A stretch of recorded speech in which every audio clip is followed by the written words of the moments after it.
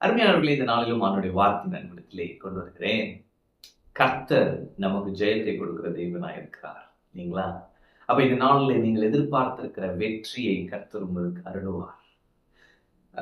2 Samuel 5ஆம் அதிகாரத்துல 18 20 வரைக்கும் ஒரு காரியம் எழுதப்பட்டிருக்கிறது. நான் படிக்கிறேன். பெலிஸ்தரோ வந்து ரெப்பாயிம் பள்ளத்தாக்கிலே பரவி இருந்தார்கள். பெலிஸ்தருக்கு விரோதமாய் போகலாமா, அவர்களை என் கையில் ஒப்பு கொடுப்பீரா என்று தாவீது கர்த்தரிடத்தில் விசாரித்த போது கர்த்தர், போ, பெலிஸ்தரை உன் கையில் நிச்சயமாய் ஒப்பு கொடுப்பேன் என்று தாவீதுக்கு சொன்னார்.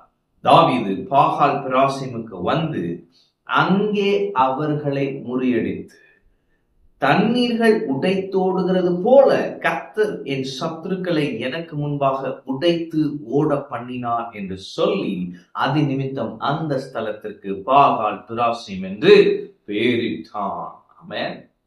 அப்ப தாவீது கேட்கிறாரு, பெலிஸ்தர் வந்து என்ன பண்றாங்களே, ரெப்பாயிம் பள்ளத்தாக்கிலே பரவி இருக்கிறாங்க.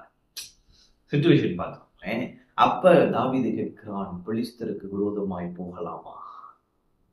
ஆண்டவர் உடனே சொல்றாரு, போ பிரதர், சுத்தி பிரச்சனையா இருக்கு, இப்ப நான் என்ன செய்ய, முன்னேறி போலாமா? இது எல்லாம் நெகட்டிவ் சிச்சுவேஷனா இருக்கு, இப்ப நான் ஒரு டிசிஷன் எடுத்து முன்னாடி போகலாமா? அப்படி அப்ப ஆண்டவர் சொல்றாரு, நீ போ, பெலிஸ்தரை உன் கையில் ஒப்பு கொடுப்பேன். ஆமென். அப்ப இன்னைக்கு ஆண்டவர் சொல்ற வார்த்தை என்ன? நீ போ, உன் பிரச்சனைகளை உன் கையிலே ஒப்பு கொடுப்பேன். ஆமென். நீ கொஞ்ச ஜனமா இருக்கலாம், நீ கொஞ்ச பலத்தோடு இருக்கலாம், ஆனால் நான் சொல்லுகிறேன், நீ போ என்று கர்த்தர் சொல்கிறார். ஆமென்.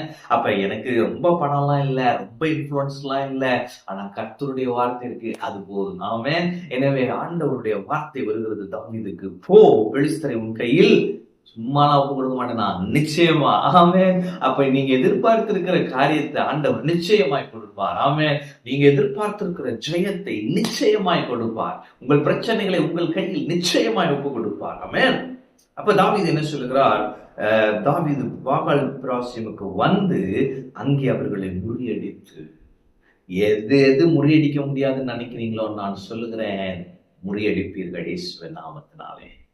இதை மட்டும் என்னால முறியடிக்கவே முடியல, ஆண்டவர் சொல்றாரு, நீ முறியடிப்பாய். ஆமென். அப்ப எது முறியடிக்க முடியவில்லையோ அவைகளை எல்லாம் முறியடிக்கும்படியாய் கர்த்தர் உங்களுக்கு பலனை அருளுவார். அப்போ முறியடித்து ஒரு வார்த்தை சொல்லுகிறார், தண்ணீர்கள் உடைத்து ஓடுகிறது போல கர்த்தர் என் சத்துருக்களை எனக்கு முன்பாக உடைத்து ஓட பண்ணினார். அப்ப தண்ணி அப்படியே பீச்சிட்டு வரும் பாருங்க. வெள்ளத்தை யாரால் தடுக்க முடியுமா? நான் போய் நடுவில் நின்றுட்டு வெள்ளம் அப்படி அடிச்சு வர நேரம் நான் அப்படி ஸ்ட்ராங்கா நிக்க முடியுமா? வெள்ளத்துக்கு யார் நிக்கிறானே தெரியாது, உடைத்து ஓடுகிறது போல. அவன் அப்படியே திருச்சு ஓடிருக்கிறான். தண்ணீர்கள் உடைத்து ஓடுகிறது போல சத்துருக்களை என்ன பண்ணிட்டானா, எனக்கு முன்பாக ஓட பண்ணினார். நான் சொல்றேன், உங்களுக்கு விரோதமா நீண்ட நாட்களா அப்படியே போராடிட்டு இருக்கிற பிரச்சனைகள் எல்லாம் ஆண்டவர் இப்படிதான் செய்ய போகிறாரு. தண்ணீர்கள் உடைத்து ஓடுகிறது போல. அந்த தண்ணி எல்லா பக்கமும் போகும்ல, எங்கெங்கெல்லாம் போகும்ல, இடம் தேடி அலைஞ்சு அப்படி போற மாதிரி இருக்கும்ல. ஆண்டவர் சொல்றாரு, உன் பிரச்சனைகளை நான் அப்படியாக செய்ய போகிறேன்.